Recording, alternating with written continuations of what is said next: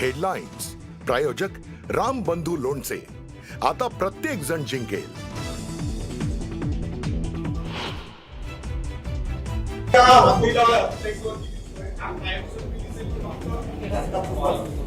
तुझ्या तोंडात साखर पडो.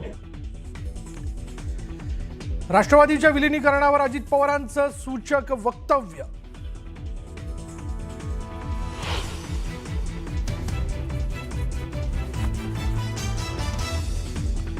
पिंपरी चिंचवडमधील भाजपचा स्थानिक नेत्यांवर अजित पवारांचा हल्लाबोल. भाजपची राक्षसी भूक पाहवत नाही, पालिका भ्रष्टाचाराने पोखरल्याची भाजपवर टीका.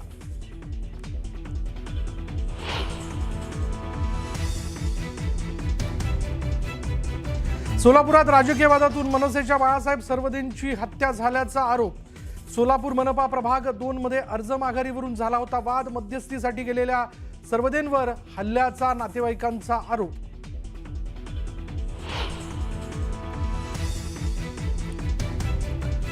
सूर्याजी पिसाळवर आजही गद्दारीचा टिळा. पिसाळ जसा 400 वर्ष लक्षात राहिला तसे हे गद्दारही लक्षात राहतील.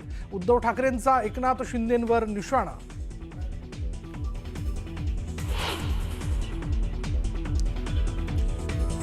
अमित ठाकरे आदित्य ठाकरेंचं शिवसेना भवनात. मुंबईतील उमेदवारांना मार्गदर्शन, मुंबईतील विविध मुद्द्यांवर काम करण्याचं ठाकरेंचं आश्वासन.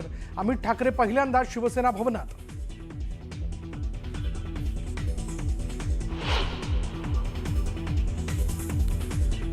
काही जण माझ्या नावानं बोंबाबोंब करत होते. अजित पवार माझ्या पाठीशी ठामपणे उभे राहिले. नवाब मलिकांचा भाजप नेत्यांवर निशाणा.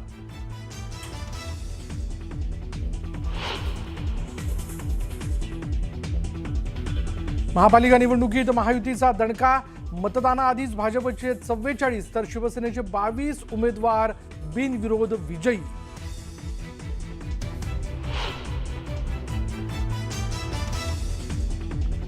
पालीतील खंडोबा यात्रेत भाविकांकडून भंडाऱ्याची उधळण. खंडोबा आणि म्हाळसा यांचा शाही विवाह सोहळा लाखो भाविकांच्या साक्षीने संपन्न.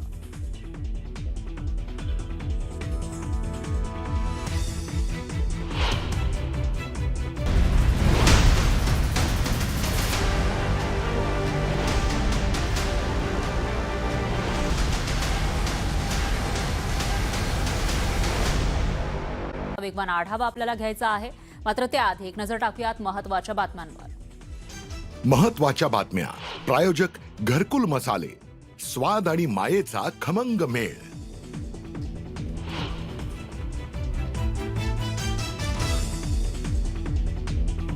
महापालिका निवडणुकीमध्ये महायुतीचा दणका. मतदानाआधीच भाजपचे 44 तर शिवसेनेचे 22 उमेदवार बिनविरोध विजयी.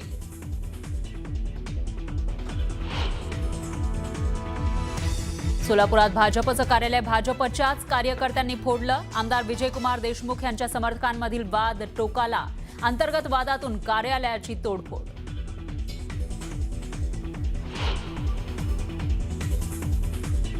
सोलापुरात राजकीय वादातून मनसे विद्यार्थी सेनेचे पदाधिकारी बाळासाहेब सरवदे यांची हत्या झाल्याचा आरोप. सोलापूर मनपा प्रभाग 2 मध्ये अर्ज माघारीवरून झाला होता वाद. मध्यस्थीसाठी गेलेल्या सरवदेंवर हल्ल्याचा नातेवाईकांचा आरोप.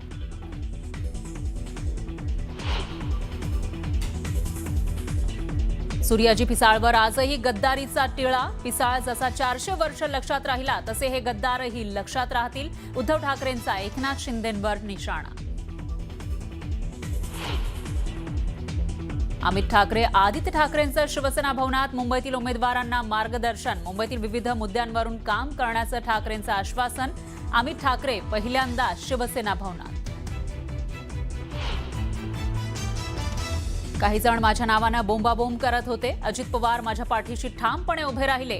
नवाब मलिकांचा भाजप नेत्यांवर निशाणा. पुण्यात महायुती नाहीच. पुण्यामध्ये शिवसेनेचे 123 उमेदवार रिंगणात. एकही उमेदवार शिवसेनेनं माघारी घेतला नाही. पुण्यात भाजपचे 2 उमेदवार बिनविरोध विजयी. प्रभाग क्रमांक 35 मधून भाजपच्या उमेदवार मंजुषा नागपुरे. प्रभाग क्रमांक 35 ड मधून श्रीकांत जगताप बिनविरोध.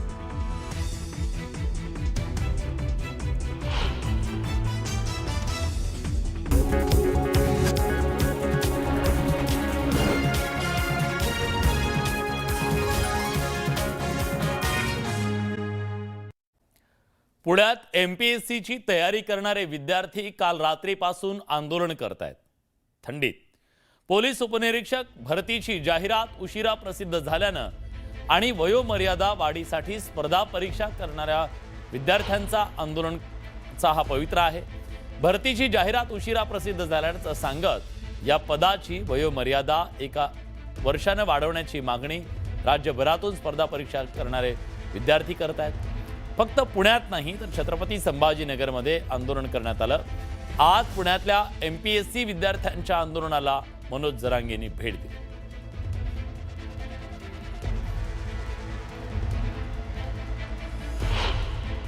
1-1.5 लाख पोरांचा विषय MPSCचा आणि जाणून बुजून त्यांना त्रास दिला जातोय. त्यांची काही चूक नसताना हे बघा MPSC UPSC सारखे शिक्षण हे सोपे नाहीत पत्रकार बांधवांना. कारण आपले कोणीतरी नातलग लेकराबाळ त्याच्यामध्ये ज्यावेळेस 10-10, 5-5 वर्ष अभ्यास करायचा आणि थोड्याच्या सरकारच्या चुकीमुळं 1.5 लाख पोरांना जर तुम्ही वाऱ्यावर सोडणार असाल तर ही खूप मोठी शोकांतिक आहे. म्हणून मी आत्ता अर्जंटमध्ये मुख्यमंत्र्यांच्या OEDला पण बोललो, त्यांच्या मित्रांना पण बोललो आणि विखे पाटील साहेबाला सुद्धा बोललो की तुम्ही ही तातडीनं मार्ग काढा. तर विद्यार्थ्यांच्या आंदोलनाबाबत काँग्रेसचे नेते विजय वडेट्टीवार यांनी ट्विट केलंय. PSI वयोमर्यादा वाढीबाबत सरकारचं मौन गंभीर आहे. PSI परीक्षेची जाहिरात 7-8 महिने उशिरा निघाल्यानं हजारो पात्र उमेदवार वयोमर्यादेच्या बाहेर गेले. ही चूक विद्यार्थ्यांची नसून सरकारच्या अपयशी नियोजनाची आहे. आधीच बेरोजगारी गंभीर असताना मेहनती तरुणांवर अन्याय होतोय. सरकारनं तात्काळ PSI वयोवाढीचा निर्णय घ्यावा आणि हजारो विद्यार्थ्यांना न्याय द्यावा अशी मागणी केली.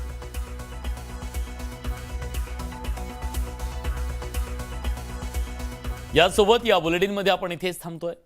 पण बातम्यांचा हा सिलसिला असाच सुरू राहणार आहे.